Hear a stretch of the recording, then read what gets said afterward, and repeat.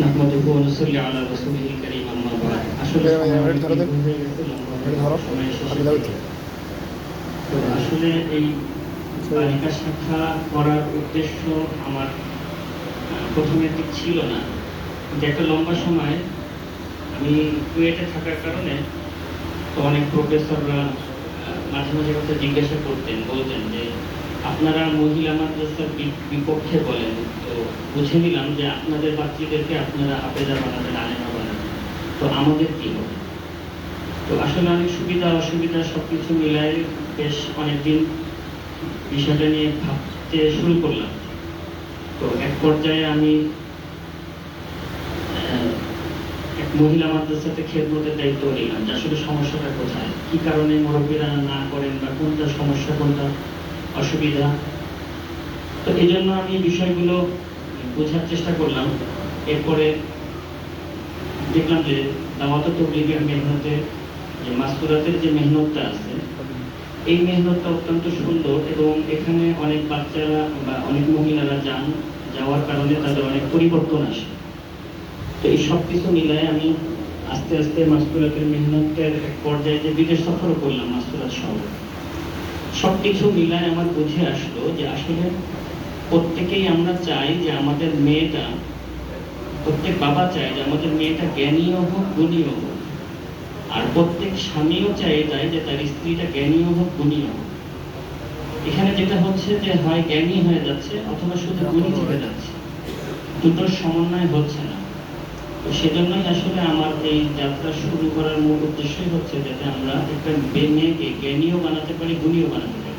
একটুখানি চিন্তা করে দেখি যে আমার স্ত্রীটা বা আমার মেয়েটা আমরা কি চাই। আমরা চাই যে আমার স্ত্রীটা সে শিক্ষিতাও হবে, সে আমার বাচ্চাকে লালন পালন করবে, আমার বাচ্চার পড়াশোনা, প্রাথমিক শিক্ষা দীক্ষা, আরবি হোক, জেনারেল হোক, দুটোটাই সে পড়াতে পারবে। পাশাপাশি সে নিজে হাতে ভালো মন্দ রান্না করে খাওয়াতে পারবে, যাতে দোকানের বাজে খাবারের দিকে আমাদেরকে যেতে না হয়। পাশাপাশি সে যদি সুন্দর সুন্দর পোশাক বানায় পরাতে পারে, যার পাশাপাশি সে যেন সুন্দর আদর্শ চরিত্র শিখাতে পারে। এই সব কিছু মিলায় যদি একটা মেয়ে হয়, তো এই মেয়েটা কত সুন্দর হতে পারে। এই জন্যই আমাদের এই মেহনতের প্রয়াস হচ্ছে এটাই, যে আমরা চাচ্ছি যে আমাদের এখান থেকে একটা বাচ্চা সুন্দর হাফেজা, না হলেও যদি তার মেধা সাধারণ থাকে, তো সে কমপক্ষে নাজেরাটা কোরআন শরীফটা শুদ্ধ করে পড়তে পারবে, পাশাপাশি তার গুণগুলো সে শিখবে।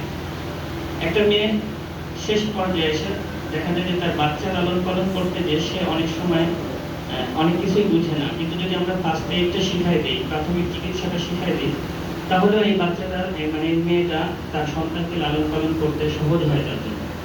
এই জন্য আমাদের সুদূর প্রসারী চিন্তা ফিকির নিয়ে আমরা শুরু করতেছি।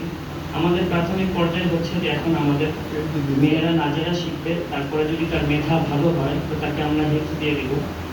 আর এরপরে এই বাচ্চাটাকে আমরা একটা নির্দিষ্ট কিতাব পর্যন্ত পড়াবো, এবং জেনারেলেও নির্দিষ্ট একটা কিতাব পর্যন্ত পড়াবো, একটা বিভাগ পর্যন্ত পড়াবো। এরপরে আস্তে আস্তে তাকে বিভিন্ন দিকে জ্ঞানী এবং গুণী করার চেষ্টা করবো। এটাই হচ্ছে আমাদের মাদ্রাসাতুন নূরের মূল উদ্দেশ্য এবং বৈশিষ্ট্য। পাশাপাশি যারা আজকে আমার এই প্রতিষ্ঠানে আমাদের আসাতে ইকরাম, অনেক বড় বড় ওলামা ইকরাম আজকে আমাদের এই মজমাতে উপস্থিত হয়েছে, আসলে আমি তাদের শুকরিয়া আদায় করে শেষ করতে পারবো না। আমার মতো ছোট মানুষ আমার তাকে দাওয়াতে ওনারা যে তুষ্টিক রাখছেন, এটা আমার জন্য আসলে অনেক বড় সৌভাগ্য।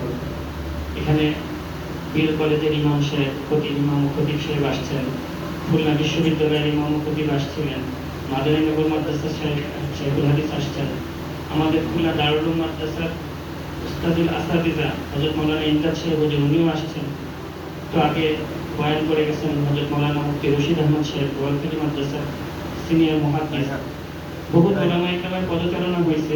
তো আমি এতটুকু আশা রাখি, এবং অনেক ধর্মপ্রাণ মুসলমান ভাই প্রত্যেকে যে ভালোবাসা নিয়ে আসছেন, আমি এতটুকু আশা রাখি যে আমার প্রথম সূচনাটা যেহেতু সুন্দর হয়েছে, বড়দের কদমে হয়েছে, তো আশা করি আমি আগায় যেতে পারবো। আপনারা আমার পাশে থাকবেন, সাথে থাকবেন। আমার এই প্রতিষ্ঠানের মূল বৈশিষ্ট্য হচ্ছে আমরা আপনাদের কাছ থেকে কোনো চাঁদা, কালেকশন, টাকা পয়সা এগুলো কোনো কিছু আশাও করি না, চাইও না। এটা আল্লাহ তাআলার প্রতিষ্ঠান, আল্লাহ তাআলা চালাবেন ইনশাআল্লাহ। বাকি আমরা আপনাদের কাছে সহযোগিতা, দোয়া, ভালোবাসা, সন্তান এগুলোই চাই। আমরা বয়স্ক শিক্ষার ব্যবস্থা রাখছি। এখানে বয়স্ক মা বোনরা যাতে কিছু শিক্ষা নিতে পারে, দিন শিখতে পারে।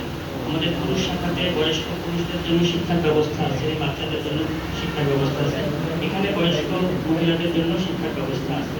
এই জন্য আশপাশে যত মা বোন আছে প্রত্যেকে যেন কম বেশি কিছু দিন শিখতে পারে, সেই প্রয়াসে আমাদের দায়িত্ব।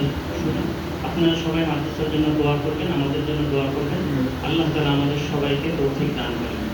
এই পর্যায়ে আপনাদের সামনে সামান্য কিছু কথা এবং দোয়া বলে অনুষ্ঠান শেষ করবেন আমাদের উস্তাদুল আসাদির হযরত মাওলানা ইমদাদুল্লাহ সাহেব দামাত বরকাতুহুম খুলনা দারুল মাদ্রাসা।